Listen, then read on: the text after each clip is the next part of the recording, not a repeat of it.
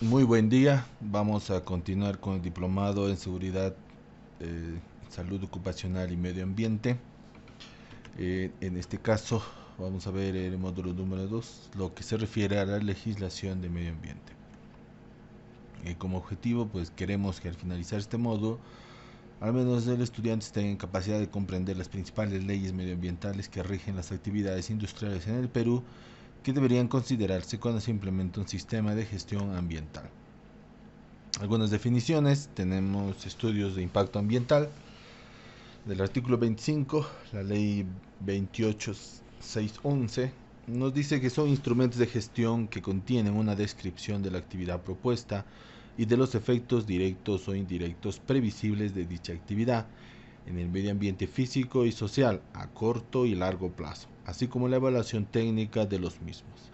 Deben indicar las medidas necesarias para evitar o reducir el daño a niveles tolerables e incluirá un breve resumen del estudio para efectos de su publicidad.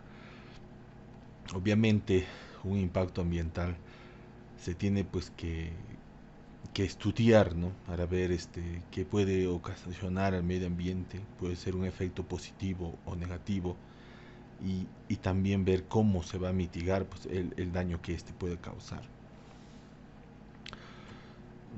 El estándar de calidad ambiental, el ECA, es la medida que establece el nivel de concentración o del grado de elementos, sustancias o parámetros físicos, químicos y biológicos presentes en el aire, agua o suelo, en su condición de cuerpo receptor, que no representa riesgo significativo para la salud de las personas ni al ambiente.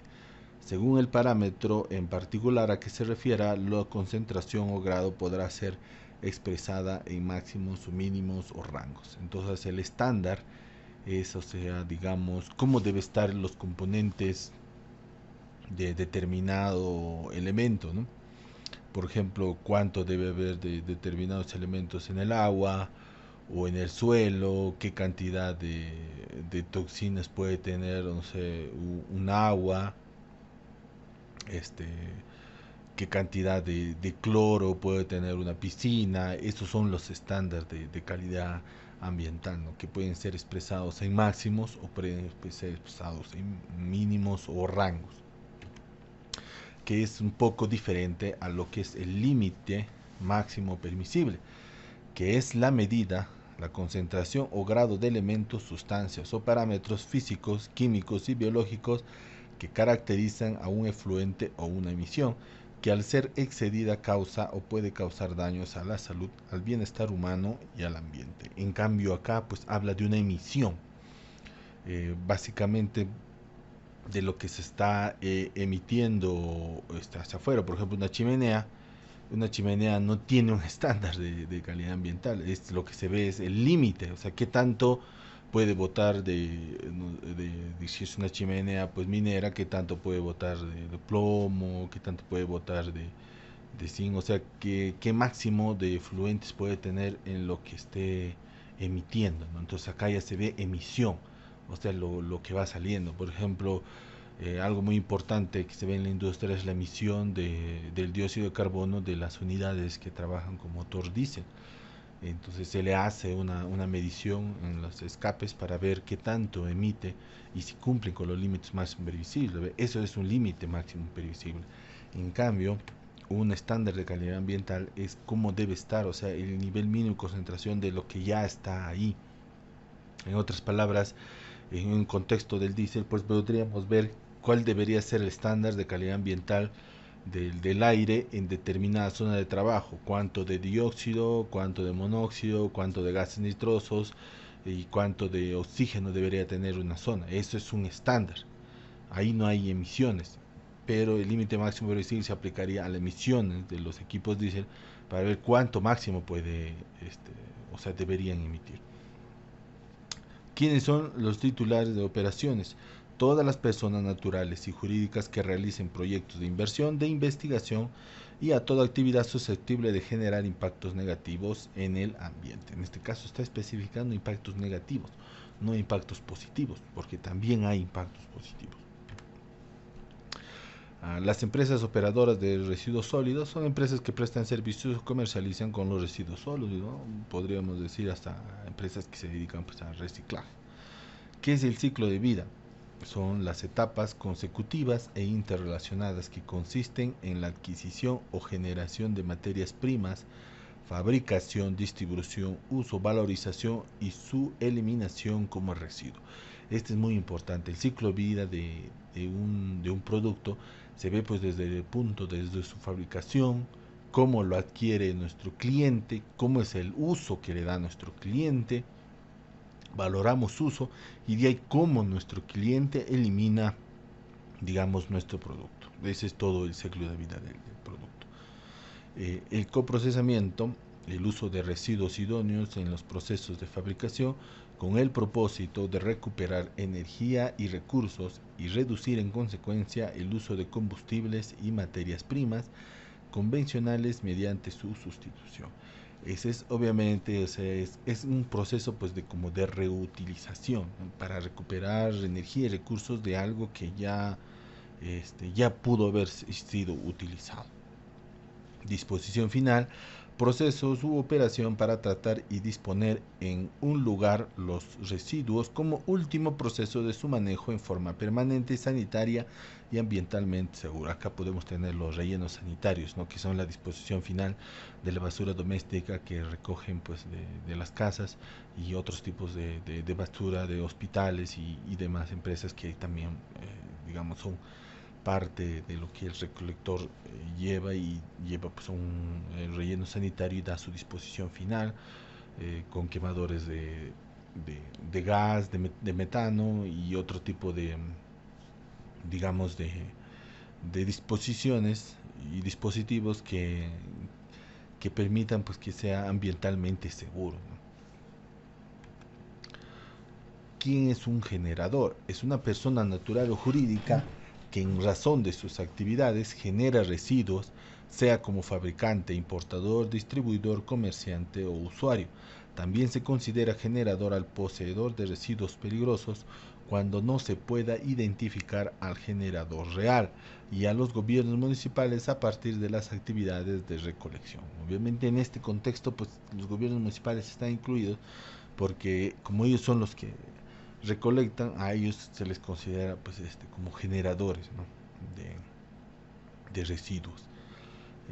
Manifiesto de residuos, documento técnico administrativo que facilita el seguimiento de todos los residuos sólidos peligrosos transportados desde el lugar de generación hasta su disposición final.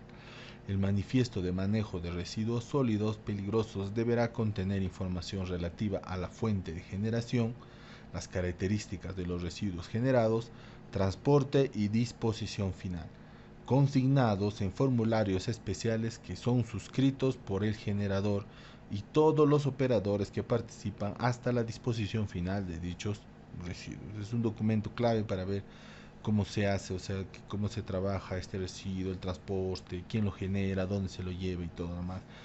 Y forman parte todos los actuantes hasta la disposición final. Plan de minimización y manejo de residuos sólidos, documento de planificación de los generadores de residuos no municipales que describe las acciones de minimización y gestión de los residuos sólidos que el generador deberá seguir, con la finalidad de garantizar un manejo ambiental y sanitariamente adecuado para todas aquellas actividades sujetas al Sistema Nacional de Evaluación de Impacto Ambiental. Este plan se integra en el instrumento de gestión ambiental. Esto es básico en un sistema de gestión ambiental, un sistema integrado de gestión ambiental, porque, digamos, si tú tienes una mecánica, la finalidad es que minimizar el manejo de los residuos sólidos, ¿no? Los efluentes de aceite, eh, las piezas de motor que pueden ser recicladas, los metales, también el uso pues, de las baterías, y todo con el fin de minimizar pues que la generación de esos residuos, ¿no? En este caso pues no se le puede pedir un plan de minimización a los municipios porque los municipios son más bien cuanto más recolectan se vería mejor porque hay menos basura en la ciudad, por así decirlo, ¿no? Entonces a ellos no les podemos pedir que recolecte menos basura, no es lógico y no sería correcto. Vamos a ver la Ley General del Ambiente, la Ley 28611, algunos artículos. En el artículo 24 del Sistema Nacional de Evaluación de Impacto Ambiental nos dice que toda actividad humana que implique construcciones, obras, servicios y otras actividades, así como las políticas, planes y programas públicos susceptibles de causar impactos ambientales de carácter significativo, está sujeta, de acuerdo a ley, al Sistema Nacional de Evaluación de Impacto Ambiental, el cual es administrado por la Autoridad Ambiental Nacional. La ley y su reglamento desarrollan los componentes del Sistema Nacional de Evaluación de Impacto Ambiental. Entonces, todas estas actividades humanas que tienen pues de carácter significativo está sujeta pues de acuerdo a ley a este sistema nacional. Los proyectos o actividades que no están comprendidos en el Sistema Nacional de Evaluación de Impacto Ambiental deben desarrollarse de conformidad con las normas de protección ambiental específicas de la materia. Si no estamos incluidos dentro de esta evaluación, pero somos, digamos, un restaurante, pues, y curiosamente, pues, trabajamos con mucha fritura, pues, debemos ver y cumplir la norma de protección ambiental contra los aceites quemados, por ejemplo, ¿no?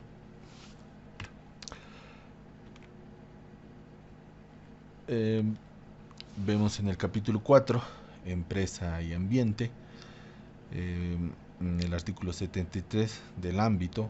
Las disposiciones del presente capítulo son exigibles a los proyectos de inversión, de investigación y a toda actividad susceptible de generar impactos negativos en el ambiente, en tanto sean aplicables de acuerdo a las disposiciones que determine la respectiva autoridad competente. En este caso es específico para los impactos negativos, no los impactos positivos. Un impacto positivo pues puede ser, digamos, una reforestación y puede causar, a través de un estudio podemos determinar que es positivo porque causa, pues no sé, un mejor en la ecología, un terreno más firme en las laderas de los cerros y esas cosas. El término titular de operaciones empleado en los artículos siguientes de este capítulo incluye a todas las personas naturales y jurídicas. Nos va aclarando este punto. En el artículo 74 de la responsabilidad general, todo titular de operaciones es responsable por las emisiones, efluentes, descargas y demás impactos negativos que se generen sobre el ambiente, la salud y los recursos naturales, como consecuencia de sus actividades. Esta responsabilidad incluye los riesgos y daños ambientales que se generen por acción u omisión. Muy importante, que se generen por acción, o sea, porque tú ejecutas tu labor.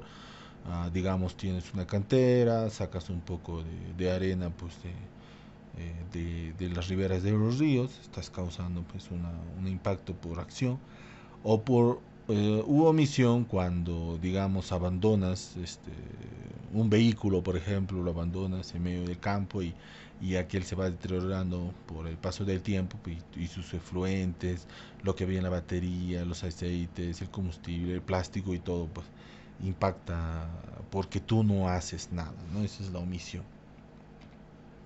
El artículo 75 del manejo integral y prevención en la fuente. El titular de operaciones debe adoptar prioritariamente medidas de prevención del riesgo y daño ambiental en la fuente generadora de los mismos. Acá muy importante la palabra prevención, ¿no? Igual que en la SCT, siempre habla de prevención. Más que qué hacer cuando ya causaste el impacto, te habla de prevenir, así como las demás medidas de conservación y protección ambiental que corresponden a cada una de las etapas de sus operaciones bajo el concepto de ciclo de vida de los bienes que produzca o los servicios que provea, de conformidad con los principios establecidos en el título preliminar de la presente ley y demás normas legales vigentes. 2.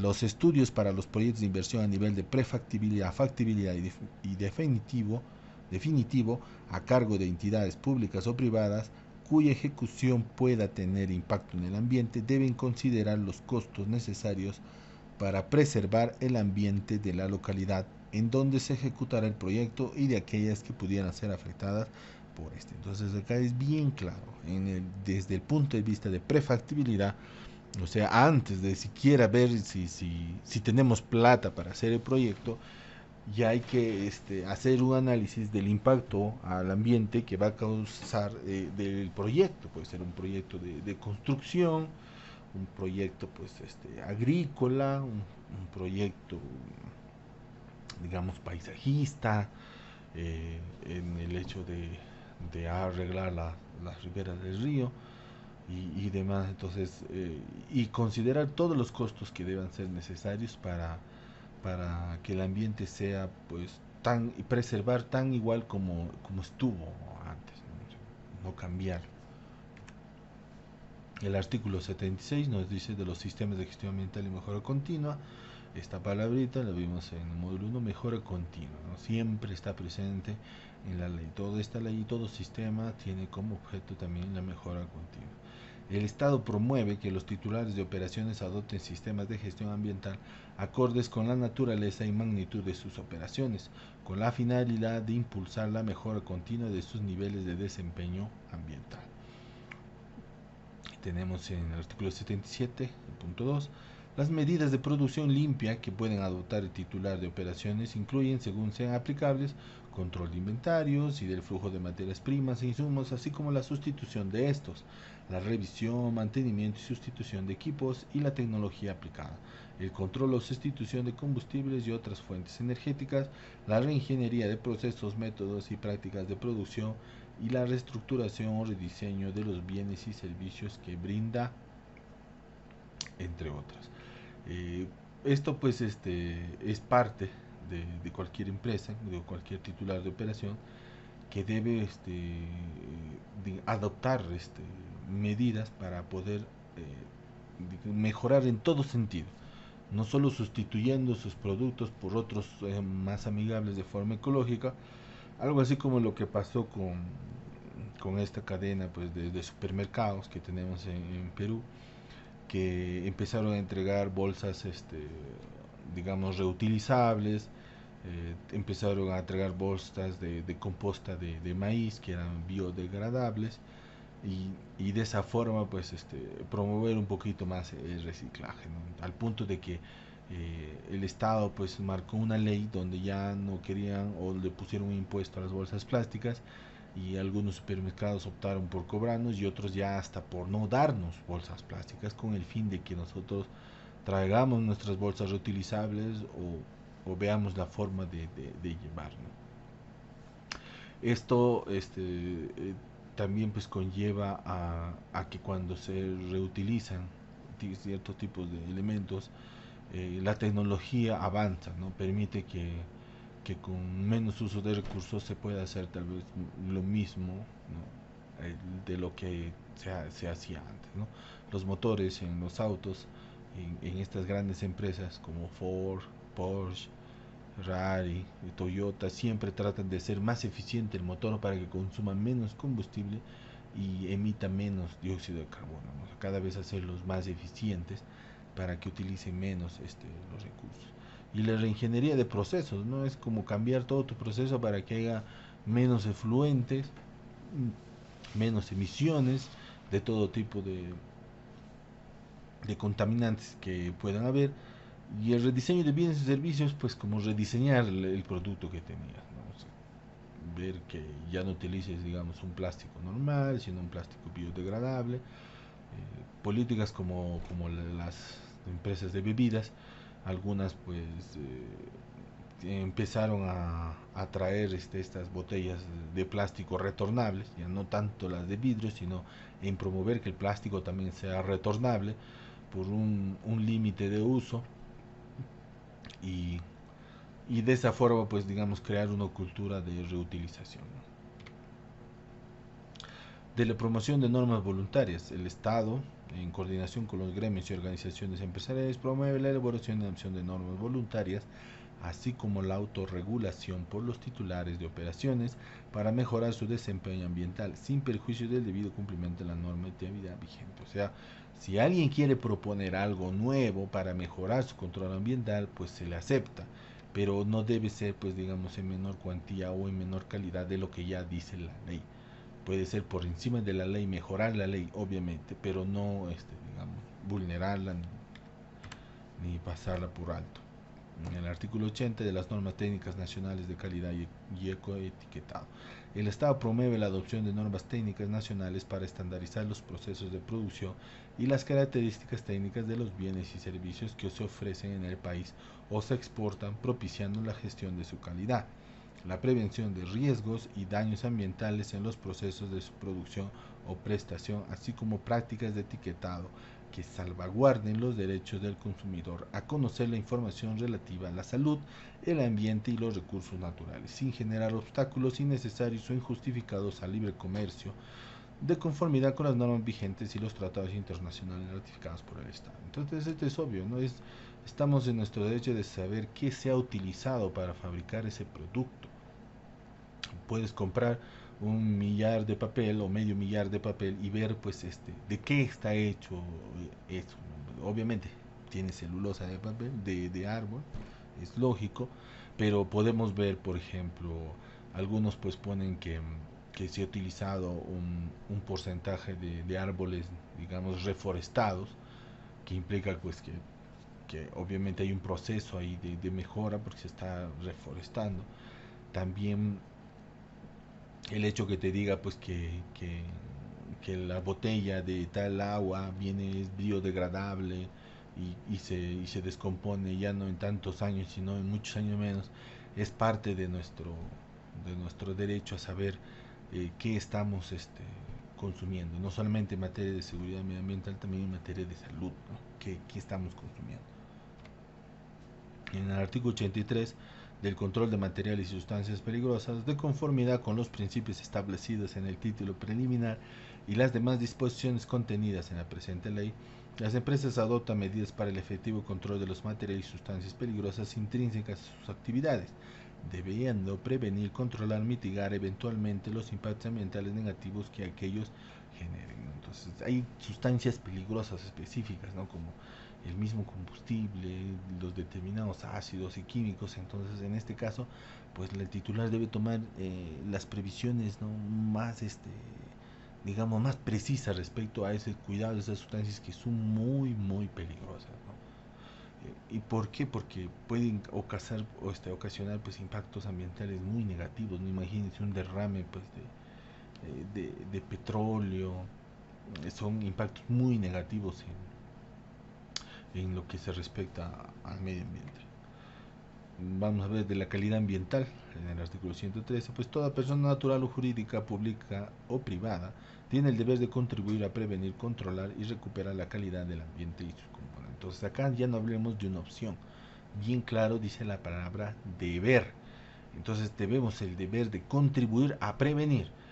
En otras palabras, prevenir el reciclaje en tu oficina, ya estás cumpliendo con esta norma, ¿no? Te reciclas el papel o pones tachos de reciclaje para plástico, metales o cosas así, pues ya estás cumpliendo a controlar y recuperar la calidad en el ambiente, ¿no? Si por ahí pues digamos tu proyecto va a modificar algo significativo en el ambiente, como mover grandes cantidades de material, ¿no? De desmonte, y ver la forma de que esto pues no cause, ¿no? Problemas, o si lo retiramos al cabo de que trabajamos lo volvemos a poner y lo volvemos a reforestar, ¿no? Para que la calidad del ambiente se recupere a como estuvo antes. Eso es lo que tratamos de hacer con este tipo de gestión. Son objetivos de la gestión ambiental en materia de calidad ambiental: primero, preservar, conservar, mejorar y restaurar, según corresponda, la calidad del aire, el agua y los suelos y demás componentes del ambiente, identificando y controlando los factores de riesgo que la afecten. Muy importante: aire, agua y los suelos. Los tres son muy importantes. Prevenir, controlar, restringir y evitar, según sea el caso, actividades que generen efectos significativos, nocivos o peligrosos para el ambiente y sus componentes, en particular cuando ponen en riesgo la salud de las personas. Recuperar las áreas o zonas degradadas o deterioradas por la contaminación ambiental. Como ve, primero arriba dice prevenir, preservar, conservar, mejorar y restaurar. todo lo que corresponde a la calidad del aire, agua y suelo. Y abajo tenemos prevenir, controlar, restringir y evitar actividades que generen un efecto significativo. Son cosas diferentes. Arriba preservamos el agua o lo restauramos si lo hemos contaminado. Abajo, en cambio, debemos prevenir contaminarlo. Y por último, en el tercer lugar, recuperar ya cuando han sido las zonas ya deterioradas digamos, por la contaminación ambiental, debemos recuperarlas, ¿no? Prevenir o controlar y mitigar los riesgos y daños ambientales procedentes de la introducción, uso, comercialización y consumo de bienes, productos, servicios o especies de flora y fauna. Esto es muy parecido al primero. La diferencia es que aquí lo que tenemos que ver es que si el producto bien que estamos ingresando pues puede causar algún tipo de efecto, ¿no? en lo que se respecta a los daños ambientales. Y uno dirá, pues, ¿y cómo puede mi producto? Pues simple, si yo creo, imagínense un auto muy barato, pero que consume mucho combustible, estoy contribuyendo a que el daño ambiental sea mayor. Entonces mi producto va a influir. El, entonces, por el contrario, si digamos, vendo pues productos de un, por ejemplo, no sé si se han fijado, pues cuando uno va a comprar a veces algún juguete en las zonas de mercado donde encontramos los precios más cómodos, hay juguetes que no tienen ningún tipo de control y los plásticos son un poquito raros, un poquito aceitosos. Entonces fíjense que hayan metido en esta empresa un producto que puede dañar el medio ambiente cuando esto sea desechado por los niños o inclusive la propia salud de los niños. Identificar y controlar los factores de riesgo a la calidad del ambiente y sus componentes. Acá ya hablamos de identificar y controlar. Entonces ya, y obviamente después de eso prevenimos, controlamos, no es como un ciclo. Promover el desarrollo de la investigación científica y tecnológica, las actividades de transferencia de conocimientos y recursos, la difusión de experiencias exitosas y otros medios para el mejoramiento de la calidad ambiental. Entonces, todos estos son objetivos de la gestión ambiental en materia de calidad ambiental. Tenemos que promover el desarrollo. Entonces, si yo pongo un sistema de gestión ambiental, tengo que tener, digamos, un apartado donde yo promuevo siempre las mejoras o las investigaciones respecto a ese tipo de mejoras en el daño al medio ambiente. Si, digamos, yo estoy utilizando un producto A y la que fabrica ese producto A me dice, yo tengo un nuevo producto A1 que puede ser amigablemente más ecológico y quiero hacer unas pruebas en tu empresa, pues promover esto sería permitirle asignarle una zona de pruebas y tal vez mejorar el producto para que se haga, digamos, amigablemente más ambientalmente más amigable, ¿no? Del manejo de los residuos sólidos, la gestión de los residuos sólidos de origen doméstico, comercial o que siendo de origen distinto presenten características similares a aquellos, son de responsabilidad de los gobiernos locales. Por ley se establece el régimen de gestión y manejo de los residuos sólidos municipales. La gestión de los residuos sólidos, distintos a los señalados en el párrafo anterior, son de responsabilidad del generador hasta su adecuada disposición final bajo las condiciones de control y supervisión establecidas en la legislación vigente. Entonces tenemos una diferencia. Lo que es el origen doméstico, pues está en la responsabilidad de los gobiernos locales, ¿no? Ellos van a manejar los residuos sólidos. En cambio, abajo los que son distintos a ellos, pues ya son, digamos, de responsabilidad del emisor, ¿no? Del que está, del generador, ¿no? Del que produce eso, por ahí. Por ejemplo, ¿qué cosa no recoge pues los colectores de basura, ¿no?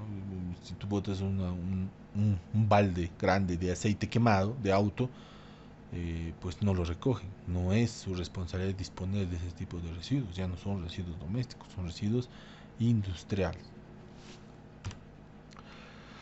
Vamos a ver la ley de gestión integral de los residuos sólidos. Tenemos acá que establece los derechos, obligaciones y atribuciones y responsabilidades de la recuperación de componentes, tratamiento, recuperación de suelos, entre otras opciones que eviten su disposición final. también se aplica a las actividades, procesos y operaciones de la gestión y manejo de residuos sólidos desde la generación hasta su disposición final, incluyendo las distintas fuentes de generación de dichos residuos en los sectores económicos sociales de internamiento y tránsito por el territorio nacional de residuos sólidos. No están comprendidos en el ámbito de esta ley los residuos sólidos de naturaleza radiactiva, obviamente. Esta ley pues ya nos va dando un marco de referencia más específico sobre los residuos sólidos. Eficiencia en el uso de materiales y ciclo de vida.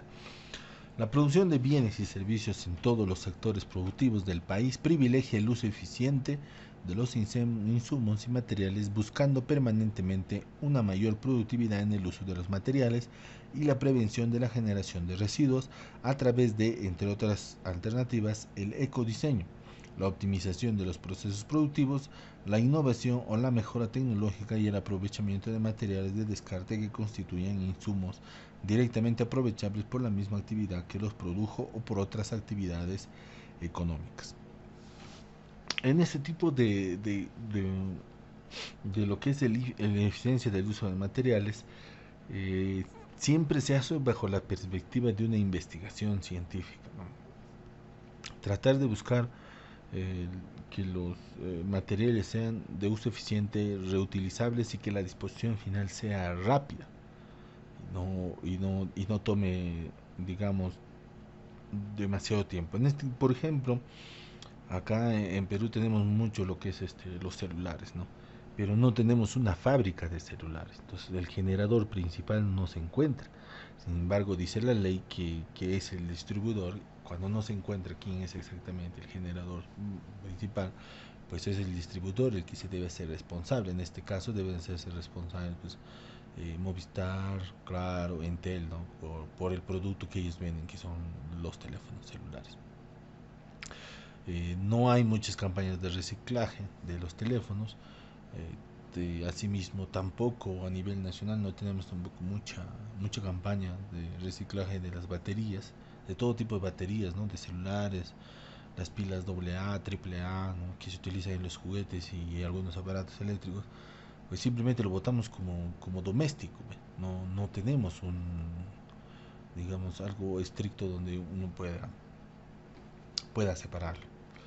El aprovechamiento de material de descarte proveniente de actividades productivas. El material de descarte que constituye insumos directamente aprovechados por la misma actividad, la inversión y desarrollo u otras actividades económicas similares o no distintas a la valorización de residuos, puede ser transferido bajo cualquier modalidad desde su generador hacia las actividades que lo aprovecharán, sin que le sean aplicables las normas sobre residuos sólidos de este decreto legislativo y sus normas reglamentarias.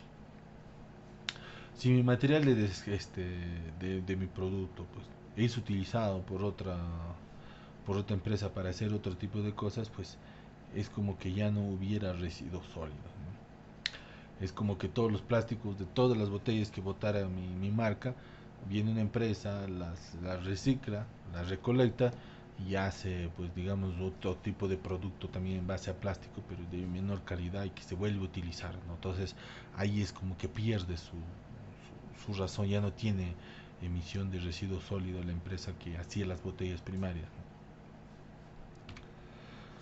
El transporte de material de descarte deberá regirse de acuerdo a la normativa relativa para el transporte de mercancías establecidos por el Ministerio de Transporte y Comunicaciones, por los gobiernos regionales y locales de acuerdo a sus competencias. Los insumos que revistan propiedades peligrosas son considerados materiales peligrosos, siéndoles de aplicación las normas respectivas para su acondicionamiento, tratamiento y transporte. Transportar material pues, de origen, por ejemplo, cuando transporta el recolector, cuando lleva pues, el tipo de residuo sólido doméstico que está llevando, pues es bajo una normativa del Ministerio de Transporte y Comunicaciones. Digamos, si yo estoy queriendo llevar un cartón reciclado de un departamento a otro, es también bajo la normativa de, de la autoridad. Y asimismo, pues los insumos que son ya un poquito más peligrosos, como combustibles, ácidos, elementos químicos, ya vienen siendo tratados de forma muy específica, digamos, con detalles muy específicos, ¿no? En este caso, pues por ejemplo, tuvimos un accidente acá en Perú, pues, parecido, un accidente donde un vehículo que transportaba combustible, pues, eh, bueno, en una maniobra pues inoportuna, pues causó daños, ¿no?, a la propiedad y a personas, ¿no?, en una fuga de ellos. Se investigó y se vieron muchos problemas en el cumplimiento de las normativas, ¿no? Capacitaciones, autorizaciones y ese tipo de cosas, ¿no?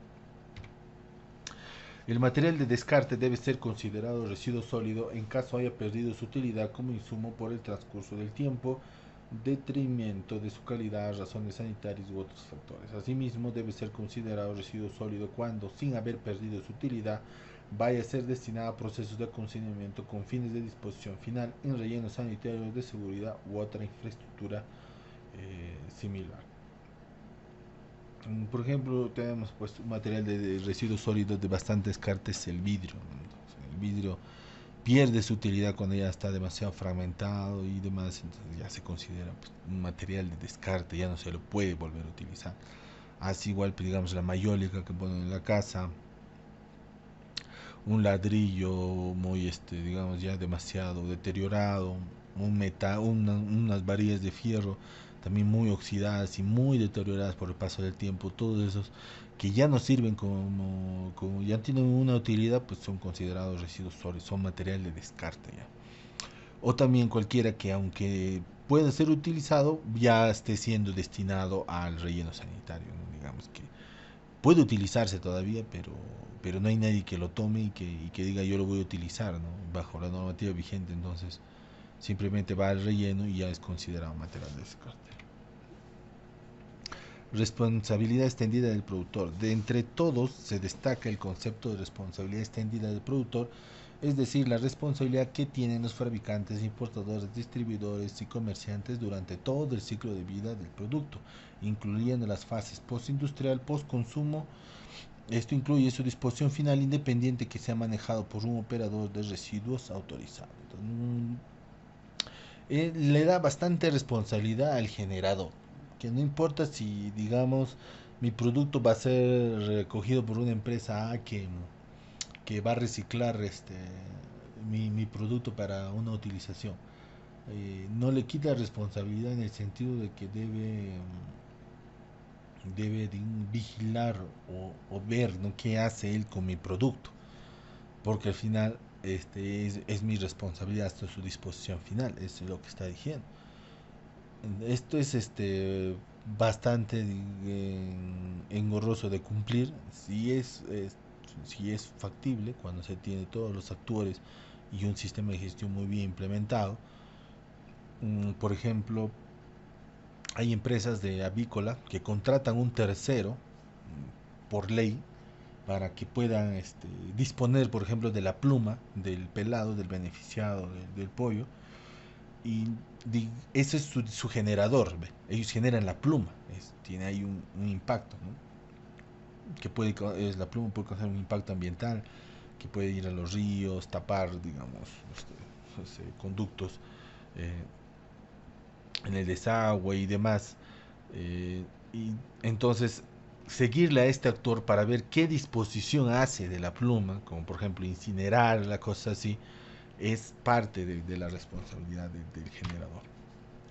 No están comprendidas en el ámbito de este decreto legislativo los siguientes residuos: residuos radioactivos, residuos de actividades militares, eso es del Ministerio de Defensa, aguas residuales y residuos líquidos a cargo de la Autoridad Nacional del Agua, son los que ven ese tipo de cosas, y el Ministerio de Vivienda y Conducción, emisión de gases y material particulado, residuos municipales especiales, eh, que por sus características y volumen pueden ser pues residuos de laboratorio, lubricentros, veterinarios, eventos masivos, residuos de devolución. Entonces esos pueden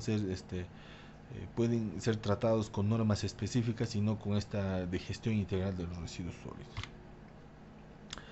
Las operaciones y procesos de los residuos. El manejo de los residuos comprende las siguientes operaciones: barrido y limpieza de espacios públicos, segregación, almacenamiento, recolección, valorización, transporte, transferencia, tratamiento y disposición final. Ahí tenemos cómo son cada uno de los procesos de los residuos sólidos. En la segregación, pues debe realizarse la fuente o la infraestructura de valorización de residuos debidamente autorizada, donde queda prohibida la segregación en las áreas donde se realiza de disposición final de los residuos. O sea, debe ser desde la fuente. Si yo quiero filtrar el aceite de lo que yo estoy botando por el desagüe, tiene que ser en la fuente. Y no, digamos, llevarme todo el agua con el aceite y separarlo recién en el relleno sanitario, no, en la fuente misma. Los generadores de residuos no municipales se encuentran obligados a entregar los residuos debidamente segregados a los operadores de residuos sólidos debidamente autorizados. Un generador de residuos no municipal, el generador debe entregar al operador autorizado los residuos debidamente segregados y acondicionados con la finalidad de garantizar su posterior valorización o disposición final. La valorización, ¿qué constituye? Pues es la alternativa de gestión y manejo que debe priorizarse frente a la disposición final de los residuos. Este incluye las actividades de reutilización, reciclaje, compostaje, valorización energética, entre otras alternativas. O sea, la valorización es un punto antes de descartarla, pues como ya material de descarte, de ponerle como material de descarte. Es reutilizar, reciclar, o sea, qué hacer con ese material antes de llevarlo al relleno sanitario y ya no saber más de él, ¿no? ¿Qué se puede hacer antes de ese tipo de disposición? Del transporte. El transporte constituye el proceso de manejo de los residuos sólidos ejecutada por las municipalidades o empresas operadoras de residuos sólidos autorizados, consistente en el traslado apropiado de los residuos recolectados hasta las infraestructuras de valorización o disposición final, según corresponda, empleando los vehículos apropiados, ¿no? ¿Qué es el transporte? Pues llevarlos de un lugar a otro debidamente autorizados y con toda pues, con todo lo que marca la ley para su transporte, ¿no? Sea hacia una zona de valorización o a una zona de disposición final. Valorización pues significa donde se le va a dar otro uso, ¿no? Ya hemos visto donde se le va a dar otro uso. Llevar, como les decía, ¿no? Todo un montón digamos, de botellas de plástico, pues lo subo a un tráiler y los voy a llevar a mi zona de proceso para su reutilización. Eso es transporte también. En el caso de los residuos peligrosos, el transporte se realiza de acuerdo a la normativa para el transporte de los materiales y residuos peligrosos, así como de acuerdo con lo establecido en la versión vigente del Libro Naranja de las Naciones Unidas y el sistema globalmente armonizado de clasificación y etiquetado de productos químicos, ¿no? Siempre los residuos peligrosos, ya hemos visto, tienen un trato especial. Transferencia es el proceso en que consiste en transferir los residuos sólidos de un vehículo de menor capacidad a otro de mayor capacidad, tan simple como eso, para luego continuar con el proceso de transporte. Entonces yo llevo, no sé cómo hacen pues los recicladores, con sus triciclos, con sus motos, llevan a un lugar más grande, un depósito, donde ahí lo separan y lo disponen a otro más grande. Ese es un proceso, pero la transferencia es específicamente llevarlo solo a uno mayor. O sea, ellos llevan metal, juntan ahí y lo suban a otro vehículo. Esa es la transferencia. Tratamiento. Son los procesos, métodos o técnicas que permiten modificar las características físicas, químicas o biológicas del residuo sólido para reducir o eliminar su potencial peligro de causar daños a la salud o al ambiente, y orientados a valorizar o facilitar la disposición final. Deben ser desarrollados por las municipalidades o las empresas operadoras de residuos sólidos en las instalaciones autorizadas. Por ejemplo, si vamos a trasladar mucho vidrio, ¿no? Y está, digamos, en grandes pedazos, ¿no? Hay un riesgo ahí de hacer un proceso de transferencia o de transporte. Entonces se lo trata, digamos, lo meto en un lugar donde lo van a golpear, lo van a chancar y lo vuelven, digamos, menos peligroso, más fácil para su disposición final, ¿no? Ese es el tratamiento. La disposición final, los residuos que no puedan ser valorizados, o sea, ya son material de descarte, por la tecnología u otras condiciones debidamente sustentadas, deben ser aislados y o confinados en infraestructuras debidamente autorizadas, de acuerdo a las características físicas, químicas y biológicas del residuo con la finalidad de eliminar el potencial peligro de causar daños a la salud o al ambiente. Esto es todo un tema pues a manejar. Como no tenemos un país muy industrializado, casi muchas cosas de los residuos no pueden ser valorizadas. ¿Por qué? Porque no tenemos pues tecnología ni industria para ello. ¿De qué serviría que yo recupere tantas placas o de metal de una batería o junte tantas baterías de teléfonos celulares si no tenemos una empresa que los reprocese y tal vez reutilice parte de esos componentes? Nosotros no fabricamos baterías de celular. Y como no lo hacemos, pues no tenemos la tecnología de que ellos podrían volver a utilizar. Igualmente, no tenemos industria automotriz. Entonces, desechamos autos, desechamos motores, desechamos engranajes. No hay una industria que recolecte todos esos metales y pueda tal vez reutilizarlo, fabricar nuevamente, fundirlo, no sé qué sé yo, ¿no? Algo que la tecnología les permita. Entonces no tenemos ese es el problema de no tener un país industrializado, no nos permite hacer muchas cosas, ¿no? No nos permite trabajar en ese tipo de mejoras de poder volver a valorizar los residuos sólidos y en general cualquier tipo de residuo. Recuperación y reconversión de áreas degradadas por residuos. Las áreas degradadas por residuos sólidos deben ser recuperadas y clausuradas o reconvertidas en infraestructuras de disposición final de residuos. Responsables de la recuperación y reconversión de áreas degradadas por residuos. Son responsables de las operaciones de recuperación y reconversión a que se refiere el artículo precedente los causantes de la contaminación. En caso estos sean varios, responden a estas obligaciones en forma solidaria. Entonces ya sabemos quiénes son los responsables, ya sabemos qué es una recuperación y una reconversión. Las áreas que son degradadas por residuos sólidos deben ser recuperadas y clausuradas o reconvertidas en infraestructuras de disposición final de residuos. Empresas operadoras de residuos sólidos. Sin perjuicio de las competencias municipales, la prestación de servicios de residuos, incluyendo la actividad de comercialización, se realiza a través de las empresas operadoras de residuos sólidos, constituidas prioritariamente como empresas privadas o mixtas con mayoría de capital privado de acuerdo a la actividad que realizan. Esto pues es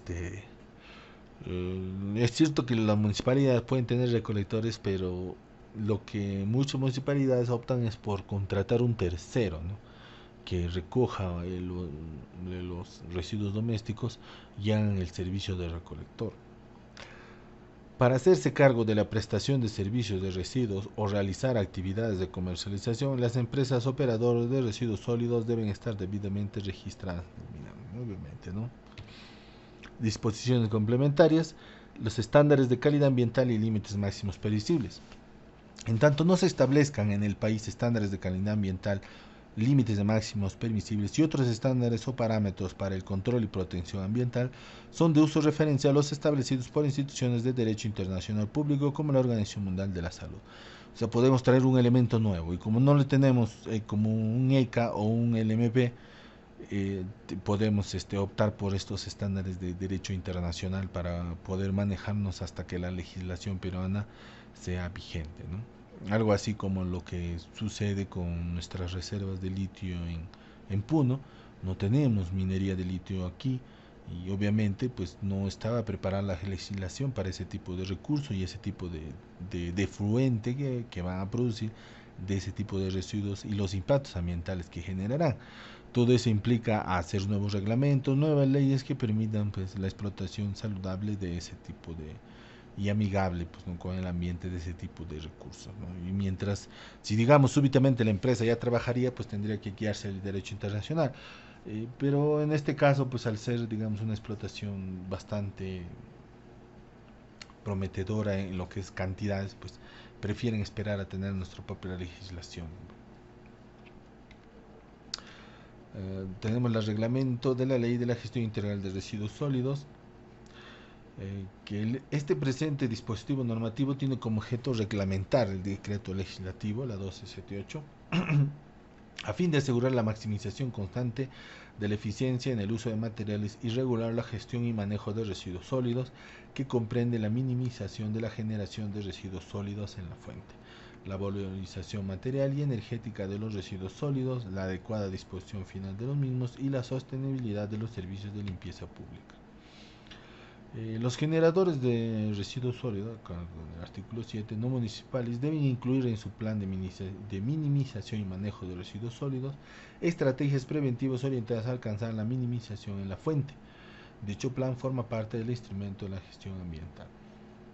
Es bien claro, ¿no? O sea, la prevención debe ser en la fuente, la minimización. Nuevamente no hablamos de los municipales tienen que recoger más, no menos.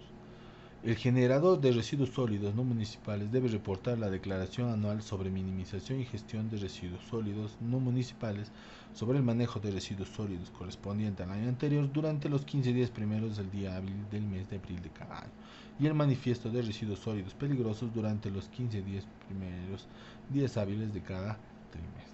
Entonces acá va poniendo la norma cómo se debe llevar la documentación, ¿no? Esto es para todos, no es solo para las empresas grandes. Obviamente, como las empresas grandes son más fiscalizadas, son las que más se preocupan, pero eso no implica que tú como empresa pequeña no seas objeto de una fiscalización posteriormente. El Estado pues un poco se descuida de en el sentido de tal vez una falta de presupuesto o corrupción de por medio, pero podría auditar y fiscalizar empresas simples como ferreterías, instalaciones de vidrierías, por ejemplo, ¿no? ¿Qué hacen con los vidrios? Cómo determinan que el proceso de disposición de ese residuo sólido? Utilizan silicona, entonces tienen bastantes cosas que botan con mucha frecuencia, entonces podrían fiscalizar, no es solamente para empresas grandes. Se deben contemplar en el plan de minimización y manejo de residuos sólidos no municipales la descripción de actividades de minimización, segregación, almacenamiento, recolección, transporte, valorización y disposición final de residuos sólidos generados como resultado de sus actividades productivas, extractivas o de servicio. Dentro del plan debe estar todo lo mencionado, actividad de minimización, segregación, almacenamiento y todo ese tipo de cosas relacionado de qué a sus actividades productivas o los servicios que puedan hacer, ¿no? Adicionalmente, los generadores de residuos sólidos no municipales que cuenten con el IGA son responsables de presentar la declaración anual sobre minimización y gestión de residuos sólidos municipalidades, presentar el manifiesto de manejo de residuos sólidos, ya lo vimos, hay que en el manifiesto tiene que estar todo el proceso de todos los actuantes de nuestro producto o servicio, asegurar el tratamiento y disposición final de los residuos sólidos mediante el seguimiento de las obligaciones y compromisos asumidos en el plan.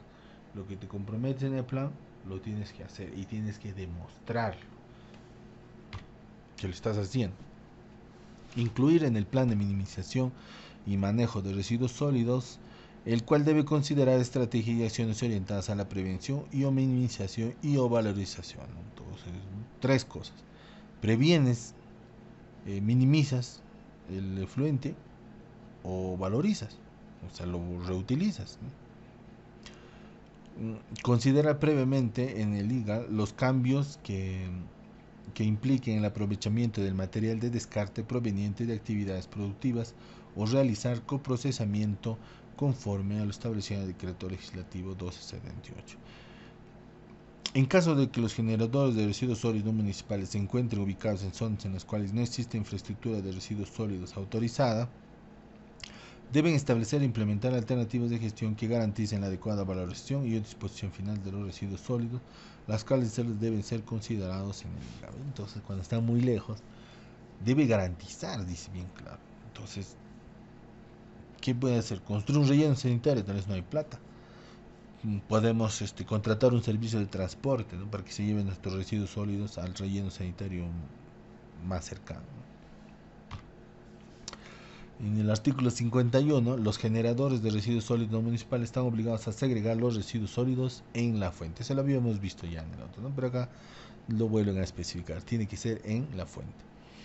Los residuos sólidos peligrosos no podrán permanecer almacenados en instalaciones de generadores de residuos sólidos de municipalidades por más de 12 meses, con excepción de aquellos regulados por normas especiales o aquellos que cuenten con plazos distintos establecidos en sí. No me puedo quedar pues con todos mis residuos sólidos, ¿no? Digamos, si tengo muchos neumáticos, mucho desperdicio de construcción, no los puedo tener almacenados ahí más de 12 meses. Y hay ciertas excepciones. Los generadores de residuos sólidos no municipalidades y las empresas operadoras de residuos sólidos, según corresponda, que ha intervenido en las operaciones de recolección, transporte, tratamiento, valorización o disposición final de residuos sólidos, suscriben, informan y conservan el manifiesto de residuos sólidos. Como decíamos antes, todos los actuantes tienen que tener su manifiesto de residuos sólidos y peligrosos. Tenemos el Decreto Supremo 004, que son estándares de calidad ambiental para agua y establecen algunas disposiciones complementarias. La norma tiene como objeto compilar las disposiciones aprobadas de los Decretos Supremos número 02 y el Decreto Supremo 023, 015, que aprueban los estándares de calidad ambiental para agua, quedando sujetos al establecido en el presente Decreto Supremo y el anexo que forma parte integrante del mismo. Es como una compilación, ¿no?, que modifica y elimina algunos valores, parámetros, categorías y subcategorías de los SECA y mantiene otros, ¿no?, que fueron aprobados por los referidos decretos supremos. Entonces es como un compilado y una mejora, ¿no? La 085 en el artículo 1 contempla los estándares de calidad ambiental de ruido. La presente norma establece los estándares nacionales de calidad ambiental para ruido y los lineamientos para no excederlos, con el objetivo de proteger la salud, mejorar la calidad de vida de la población y promover el desarrollo. El ruido viene a ser una de las causas principales de enfermedades ocupacionales. En este caso pues estamos hablando de algo ambiental, pero el ruido cómo afecta pues al ambiente, obviamente, ¿no? Es una contaminación ambiental cuando hay demasiado ruido y las personas pues digamos no están cómodas, no se puede concentrar con tanto ruido. Esa es una contaminación ambiental, ¿no? También puede dañar a los ecosistemas, a los animales, a los depredadores, ¿no? Y todo eso con el fin de no exceder o de mostrar un estándar de calidad ambiental en lo que es el ruido, ¿no? El ruido produce muchas enfermedades ocupacionales, hay que protegerlas bien con EPPs, con capacitaciones y todo lo demás, y tener en cuenta que la pérdida de audición no es recuperable, no te sanas. Tal vez hasta de una lumbalgia con un tratamiento podría sanar, pero si tu audición disminuye, ya no sanas. Eso es muy importante. En la resolución ministerial 003, la aprobación de estándares de calidad ambiental para aire que se encuentran contenidos en el anexo del presente decreto. El decreto supremo 011, se aprueban los estándares de calidad ambiental para suelos. Ya vamos acá a suelos. Todo esto va a estar en el material complementario, no se preocupen, ahí van a poder ver. Entonces, que estos SECAs de los suelos constituyen un referente obligatorio, ¿no?, para el diseño y la aplicación de instrumentos de gestión ambiental, y son aplicables para aquellos parámetros asociados a las actividades productivas, extractivas y de servicio. El decreto supremo 021, que es el Reglamento Nacional de Transporte, ya esto específicamente para el transporte terrestre de materiales y residuos peligrosos, tiene como objeto pues regular este tipo de actividades, ver cuál es el alcance del reglamento, que es al transportista, al remitente y al destinatario. Los tres son los agentes involucrados en el transporte, y solidarios en las responsabilidades que deriven de su función. Muy importante. Si tú vas a contratar a un transportista para llevar un residuo peligroso, tienes que asegurarte que él cumpla con todas las normas y que haga llegar en tiempo y forma donde tú quieres llevar. De igual forma, si tú vas a recibir un transporte, debes asegurarte que el que lo va a traer cumpla en tiempo y forma, reglamentos, capacidades, tecnología y todo lo que se necesite. Porque si existiese un derrame del efluente y se considere como un impacto ambiental, son solidarios en las responsabilidades. Entonces vas a ser eh, uno diría, pues no, yo que tengo la culpa que sea el conductor haya estado ebrio, pero la ley lo señala, entonces no puedes escapar esa responsabilidad. El material peligroso son aquellos que por sus características físico-químicas y biológicas o por el manejo de los que son o van a ser sometidos pueden generar o desprender polvos, humos, gases, líquidos, vapores o fibras infecciosas, irritantes, inflamables, explosivos, corrosivos, asfixiantes, tóxicos o de otra naturaleza peligrosos, radiaciones ionizantes en cantidades que representan un riesgo significativo para la salud, el ambiente o a la propiedad. Esta definición comprende los concentrados de minerales, los que para efectos del presente reglamento se consideran como clase 9, de acuerdo a lo dispuesto en el artículo 15 del mismo, salvo que el riesgo de la sustancia corresponda a una de las clases señaladas en el libro naranja de las Naciones Unidas. Entonces, fíjense, no solamente es el digamos, el efluir, sino el manejar. Como tú manejas esos materiales peligrosos, pueden desprender todo este tipo de generaciones, todo este tipo de fluentes, gases, líquidos, vapores, y son ellos los que pueden causar, digamos, pueden causar el daño no solamente al ambiente, a la propiedad, también a la salud. Entonces, la manipulación. ¿Qué significa? Si yo estoy transportando un tiner, pues la manipulación, ¿no? Los gases que produce cuando se manipula, ese olor que viene puede ser en exceso dañino para la salud y por ende deben ser considerados materiales peligrosos. ¿Qué es un plan de contingencia? Es un instrumento de gestión cuya finalidad es evitar y reducir los posibles daños a la vida humana, salud, patrimonio y al ambiente, conformado por un conjunto de procedimientos específicos preestablecidos de tipo operativo, destinados a la coordinación, alerta, movilización y respuesta de una probable situación de emergencia. Si hay un derrame de cianuro, por ejemplo, en una empresa minera, hay todo un plan de contingencia de qué se debe hacer para poder contener pues el daño que pueda causar. La aplicación del documento necesario para una emergencia en las operaciones de transporte, ¿no? Según el artículo 21, son elaborados conforme a la ley 28559, que establece la obligación de elaborar y presentar planes de contingencia para el transporte con cuenta propia. Será aprobado por el sector que corresponda a la actividad que produce o emplea el material o residuo peligroso. Para el transporte terrestre de materiales o residuos peligrosos, el plan de contingencia será aprobado por la Dirección General de Asuntos Socioambientales del Ministerio de Transportes y Comunicación. Entonces, si yo quiero llevar, tiene que tener su plan. Si yo quiero transportar algo, su plan.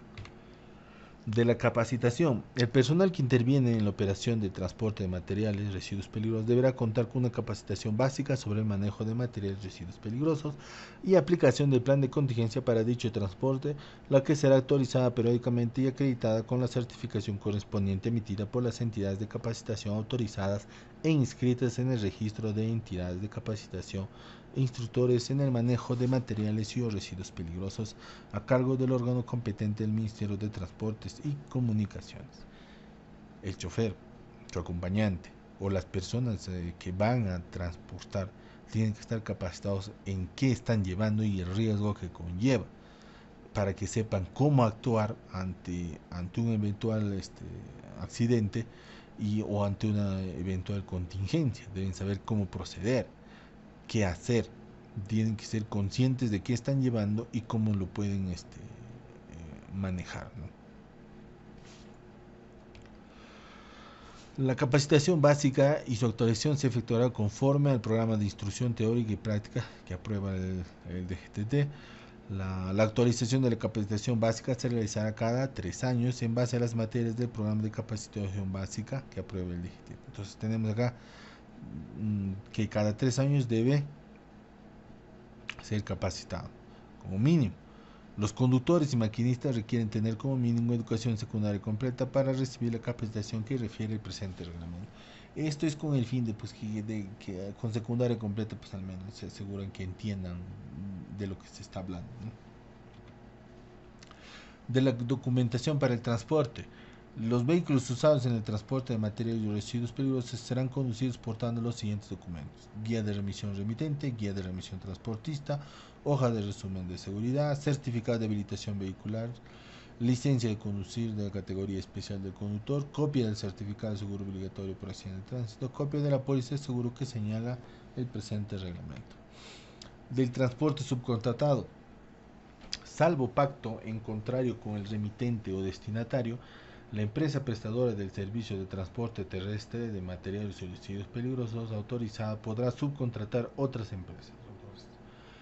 Si a mí me autorizan y yo soy una empresa de transporte, puedo subcontratar. Obviamente tiene que ser con todo el mismo reglamento que yo cumplí, ¿no?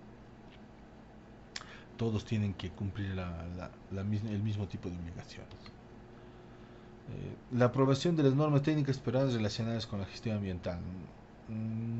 Acá tenemos pues la norma técnica peruana, lo que es la gestión ambiental, el ISO 14045, la norma técnica peruana, la 901, en lo que es gestión ambiental de emisiones atmosféricas. Tenemos la norma técnica, la 90010, de lo que es emisiones de monóxido de carbono, y varias normas técnicas peruanas en lo que es la gestión ambiental, ¿no? Acá las tenemos enumeradas para que puedan ver y consultar. Algo muy importante sobre la norma técnica peruana. Una norma técnica peruana, desde el punto de vista legal, no es obligatorio cumplir. Ya, o sea, no es como una ley, no es como un decreto. Sin embargo, el cumplimiento se obliga a través de una ley. Entonces, si digamos hay una norma técnica peruana para la gestión de residuos sólidos, de residuos con código de colores, entonces yo no estoy obligado a cumplirla, es solo una norma técnica peruana. Pero si hay una ley que señala que tú debes cumplir esa norma, ahí se hace de carácter obligatorio.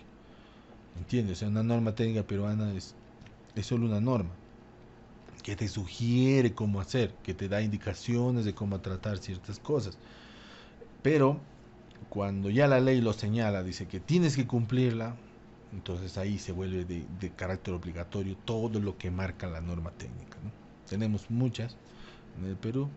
La norma técnica 900 es el código de colores, lo que va en el ámbito no municipal, ¿no? Tenemos plástico, metal de color amarillo, papel, cartón, orgánicos, peligrosos y residuos generales, ¿no? Que es el plomo, es el vidrio, y estas normas pueden irse actualizando. Entonces la ley cambia, modifica y actualiza la norma técnica peruana. Entonces hay que estar siempre prestos a esto. Hasta aquí llegamos al final del módulo 2. Es importante mencionar que en este módulo 2 tenemos que ver e entender lo siguiente, que cuando queremos implementar un sistema de gestión ambiental, todo lo que acabamos de ver acá nosotros son las leyes generales, ¿no?, que tiene el Estado. Sin embargo, cuando queremos hacer una actividad como digamos pesca, construcción, minería, o otro tipo de servicios, hay leyes específicas y esas tenemos que repasar y ver en su marco de esas leyes, de esas normas específicas, cómo es su cumplimiento medioambiental. Estas son generales para todos, pero para cada industria hay específicas, y cuando queremos implementar un sistema de gestión ambiental tenemos que revisar esas normas específicas, ¿no? Gracias, nos vemos en el siguiente módulo.